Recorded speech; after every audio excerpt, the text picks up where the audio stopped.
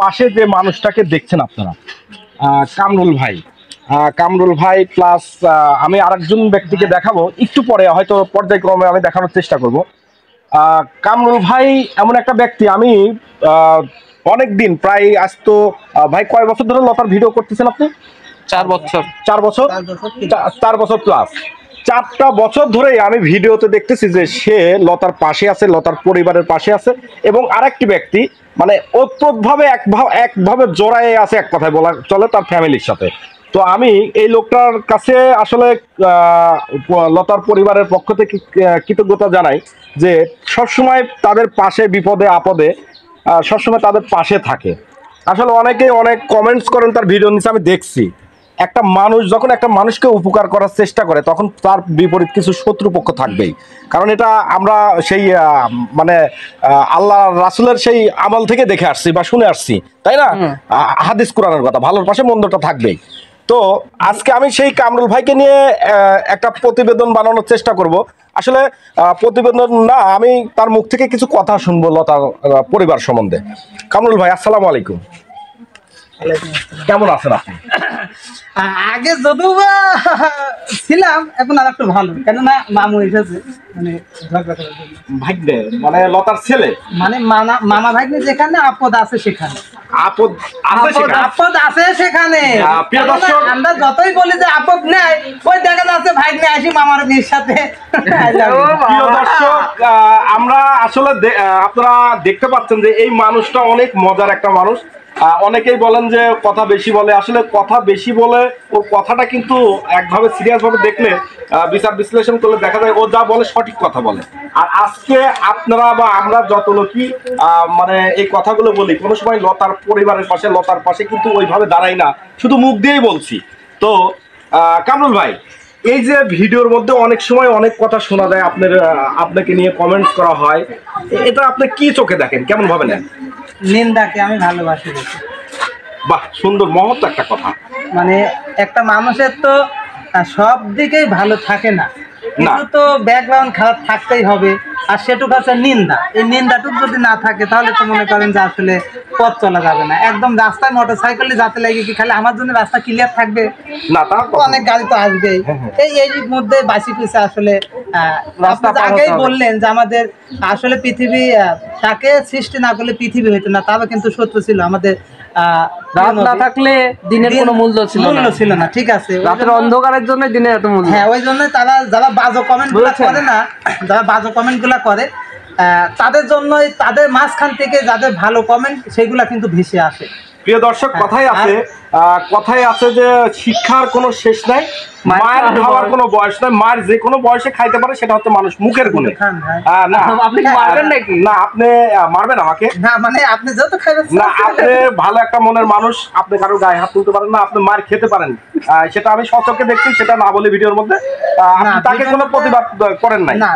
আসলে আমার বাসাতে যে হামলা হয়েছে, বাসাটার হিসাব বাইরেও ভাই আমি দেখছি আপনাকে একটা ক্ষত করে দেওয়া হয়েছে, কিন্তু সেটা আমি ভিডিওর মধ্যে বলবো না ভাই, সরি, আমি বলতেছি, আমি ওটা বলবো না। আসলে যেটা বলতে চাইছিলাম, প্রথম যেটা বলেছেন যে লতার পাশে কেন থাকি, দেখেন আসলে আমার একটা ইচ্ছা ছিল যে আমার যদি একটা ছোট বোন থাকতো, সে বুঝতো যে আমার ভালোবাসাটুকু কত। তো সেই ক্ষেত্রে আসলে লতার কোনো বোন নেই, আর এখানে আমরা প্রথমত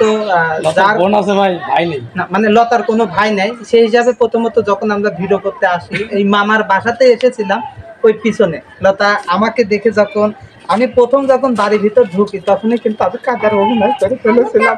লতা সেই ভিডিওটা মানে আমার কাদা দেখে লতা কিন্তু সেই ভয় পাইছিল যে ওর কি আসলো,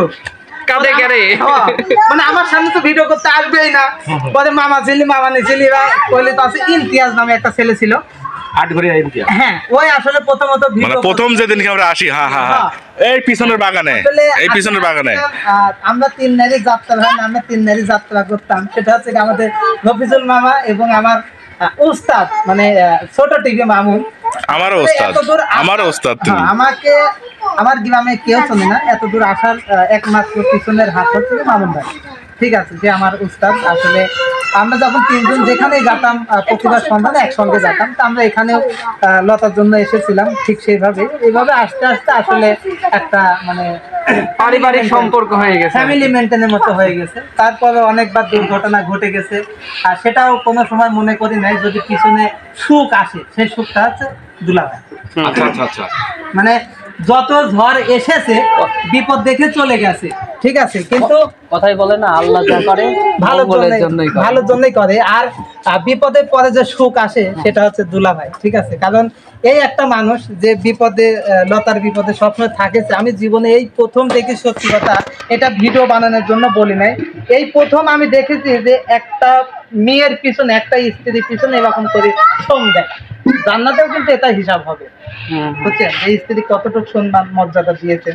কেননা এই 9টা মাস বলতে গেলে লতার জামা কাপড় ওই খাওয়াইছে, লতাকে রান্না করে ওই খাওয়াইছে।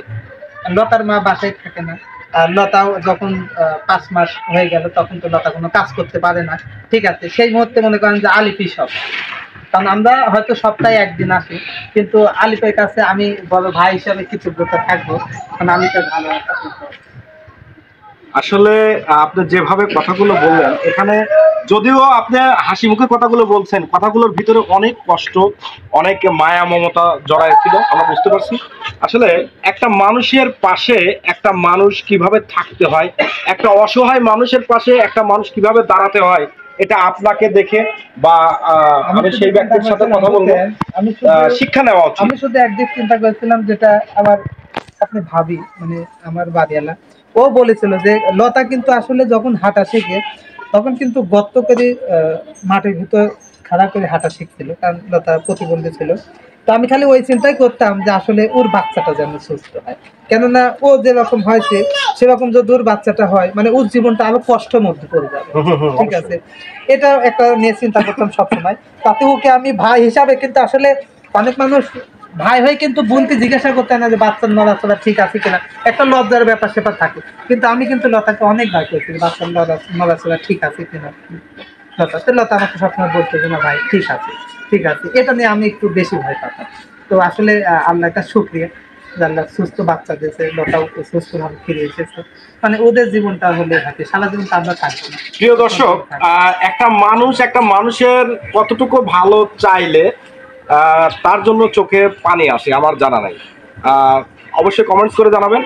আর বড় কথাটা হচ্ছে যে একটা মানুষের যার সাথে কোনো রক্তের সম্পর্ক নাই, হয়তো চলাফেরার ক্ষেত্রে তার প্রয়োজনেই সে লতার বাড়িতে আসছে, আমার প্রয়োজনে যেমন আমি আসছি, এরকম আমি হয়তো আজকে আসছি, আমাকে আর হয়তো 1-8 বছর দেখা যাবে না এখানে, কিন্তু এই কামরুল আর এখানে আছে মামুন, এই দুইটা ব্যক্তি, আমাদের এই দুইটা ভাই, আমরা প্রতিনিয়ত দেখি যে লতার পরিবারের সাথে মানে A to Z সব কিছু সম্পর্কে তারা শেয়ার করে, এবং লতার পরিবারও তাদেরকে সুবিধা অসুবিধার কথা সব কিছু জানায়।